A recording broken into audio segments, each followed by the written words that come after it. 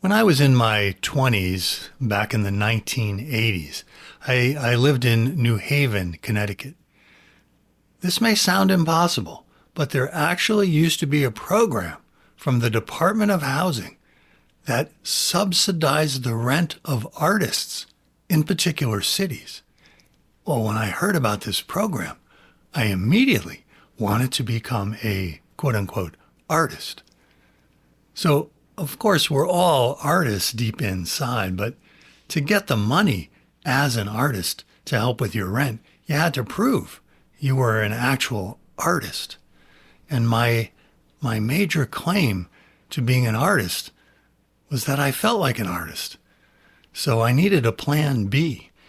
The easiest way to prove my artistness without a portfolio of any kind was to rent an artist's studio. So I set about renting a studio. And by the time I was done, I did get the subsidy for my apartment. But now I had to pay rent for the studio. So it kind of evened out, except now I had a studio. And I thought, well, as long as I'm an artist who has a studio, maybe I should create something. But what? Well, I was walking down the street one day. I saw two full-size bicycle wheels just thrown away, sitting curbside on top of a pile of trash. The wheels didn't have any tires on them. They were just two rims with the spokes and the hub. And I got this vision of a giant papier-mâché face with these two bicycle wheels as eyes. So I carried them over to my studio and I got started. I salvaged some scrap wood from somewhere. I built a giant frame for the face, and I wired the wheels to the frame as two eyes. Got some chicken wire and attached it to the rest of the frame. I found a big stack of old newspapers, got some glue and flour and a big bucket to mix my papier-mâché goop, and I was ready to go. I started ripping the old newspapers into strips, and I was off and running. So it turned out that huge stack of newspapers was a great distraction. This was the years before cell phones. The newspapers were over 2 years old. And sometimes before I tore those up into strips, I would read the headlines from 2 years ago. I often remembered how big a story seemed at the time that it happened. And I was often struck by how little the story seemed now. In fact, it would have been hard for me to recall some of those stories if not for reading the old papers. But while the stories in papers from 2 years ago might not seem so important today, the stories in today's papers are considered important enough to print today. Even though 2 years from now, 20 years from now, 1,000 years from now, those stories are not going to be important at all. Maybe as history, but they're not going to be urgent. I will right now flat out recommend to you, give up regularly reading the news.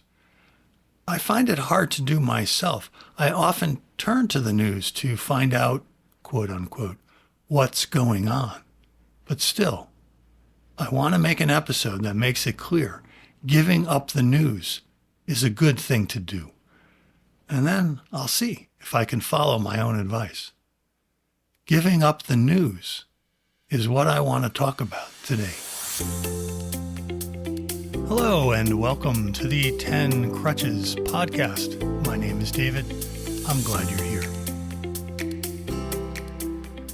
If you can imagine that the news from 2 years ago is irrelevant, and I mean irrelevant as news, not as history, how about the news from 40 years ago? I'll put a link in the show notes to a website that does just that. It gives you the news from 40 years ago. I don't know how they landed on that number, but on the website, here's a quote. A reminder that urgency fades, context grows, and perspective is a habit. When I was in school, one subject I studied, of course, was history.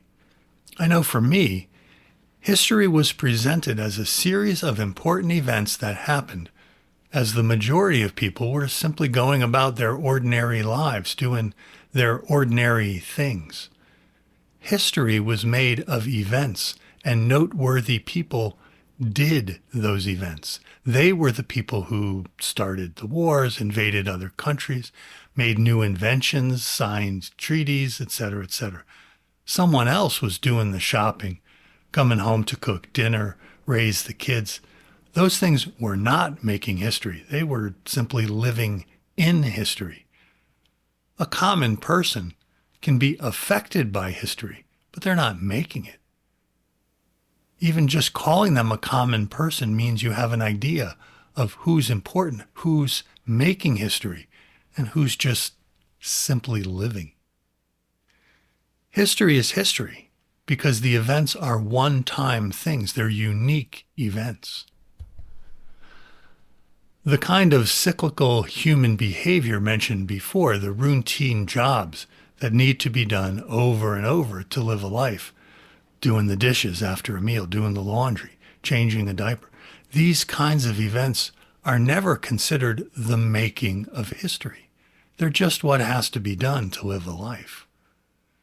And just like for a society, we're very accustomed to the story of any individual life being made important by the unique and one-time events that give it its meaning.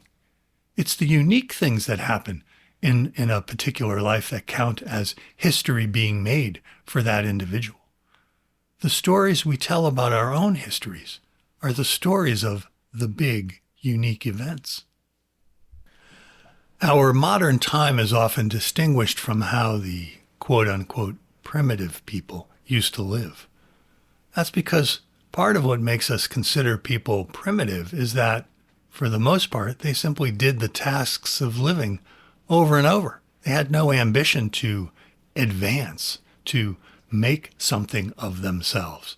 They had no big goals for the future. That's why we look down on them, because they're not doing all these unique things that we're trying to do. What we consider news is history being made in the moment. News is the story that distinguishes us from primitive people, from living a life that has no meaning. So by hearing the news, you are escaping from a personal and social life. You're escaping from a time that is not enough. By taking in the news, you are, in a way, researching what is important in the world, because all the mundane tasks you need to do to simply live your life are just all not so important. They're just what you do because you exist. All those tasks that are done over and over, they don't lead anywhere. What leads somewhere are direct or potential threats. And so the news gives us giant adrenaline kicks. It keeps our stress levels high. The threats give us drama, and the drama gives us meaning. But then you have to do something with that adrenaline. What adrenaline is for is running away or getting into a fight. You are forced by the news, by this continuous dramatic story, to be in either fight or flight, because all it's doing is creating an adrenaline rush. Taking a break from the news is actually a very wise thing to do. I don't mean you disassociate from events and stick your head in a hole in the ground. I mean, however, if you find yourself doing that, I understand. But what I'm recommending is to recognize that these things that are happening, these things that seem new, are, in a way, just like washing the dishes or mopping the floor. All of the stories that the news considers unique are routine. They are the routine results of greed and aggression. The names of the players change, the technology changes, but pretty much any news story you hear about has happened already in some way, over and over, in the past thousands of years. News is the dramatic story of being human, but it's an invented drama that taxes our nervous systems by keeping them in a stressful state of fight or flight. There's just not enough time to calm down. And now every day you can hit your phones, refresh. The next minute you can get updates and continue your stress ride. We even have an activity we named doom scrolling. We have an addiction to the news, to being informed. But the trick is to recognize you are not being informed, really. You are being malformed. You are being distorted. You are exposing your nervous system to jumps and jolts of adrenaline. Call it informed and experience it that way. I know I do. That's where my idea to give up the news fails me. I find myself drawn over and over like a moth to the flame. Over and over. I feel like I'm missing out if I don't find out what's going on. But after I read the news, I don't think I really found out anything. Me and my nervous system simply took another ride. All those stories, they're unfolding right now as I speak. They're unfolding while you listen to this. Do you really need to know the very latest? Okay, yes, sometimes things happen and you need to know. So yes, sometimes you do need to be aware of the news, but really, genuinely, how often? Think about it. How often? What's a reasonable rate? There are so many news addicts around. You can let it go and find out anything timely from them. News has been essentially the same for thousands of years. Here's the news. Rich people fight to keep their wealth. Here's some news. Oppression keeps taking different forms. Here's some news. Someday, each of us will die. Sometimes bad people get what they deserve. Sometimes bad people do awful things and appear to suffer no consequence. Good people, they often don't get what they should, and sometimes they get what isn't fair at all. The news is always going to seem like a real story. It will always seem to have intensified. But it's really the same old story, stirring up the same old adrenaline. Thank you so much for listening. I'll see you next time.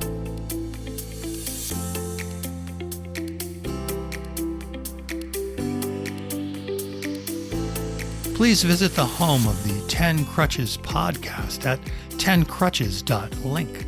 That's 10crutches.link. The book that inspired the podcast, a book I wrote called 10 Crutches for Walking in the Present, is available for free download on the website. While you are there, please take advantage of 2 ways to contact me. You can send me an email or you can make a voice recording. If you have a great question, I may be able to use it for the podcast. Also on the website, you can visit the archive to hear any published episode and see show notes for any and every show. Thanks so much for listening. And once again, thanks so much for listening. And I won't say it once again. See you next time.